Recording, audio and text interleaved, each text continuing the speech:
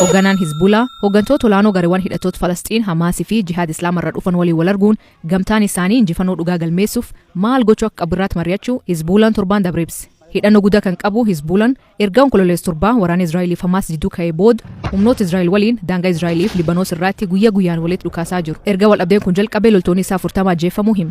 Amma Hizbulaan guutuma guututti qophii ta'uu ibse. Garuu dhosaan waan godhaniif qophii akkamii gochuu akka danda'an beekuun rakkisaa. Israa'el yeroo dheeraaf Hizbulaan akkuma Hamaas caala sodaachisa ta'etti ilaalti turte. Garuu Hizbulaan dhaabbata akkamii? Hizbulaan dhaabbata siyaasaa waraanaa fi hawaasummaa Islaamummaa Shiyaa kan Libanoos keessatti aangoo guddaa qabu. Gargaarsi Iraaniin yeroo Israa'el jalqaba bara 1980 keessa Libanoos qabattee hundeeffame. Dhumirratti humnoonni Israa'el bara 2000 Libanoos keessa ba'an. Hizbulaan isaan dhiibee baas jedhamee galateeffame. Eegi isaan ba'anillee Hizbulaan dhiibbaa hidhannoo hiikachuu mormuun humna waraana isaa cimsuu itti fuufe. Karaa tokkoon dandeettiin isaanii kan waraana Libanoos caala. Bara 2006 hidhattoonni Hizbulaa haleellaa Israa'el irratti geggeessuun lol guyyoota 34 tur jalqabe. Rokeetii garkuma 4 Israa'el irratti dhukaasanii loltoota Israa'elii fi namoota nagaalee ajjeesan. Kun gara Israa'eliin deebii guddaa kaase. Isaanis Libanoos keessatti namoota 1000 ol ajjeesan. Ircaalaan isaanii lammiilee nagaa turan. Garuu Hizbulaan waraan kan irraa hafee jabaatee deebi'e. Gareen kun misaayil sirriitti qajeelfamu kan Israa'el keessatti bakka kamiyyuu rukutuu danda'u qaba.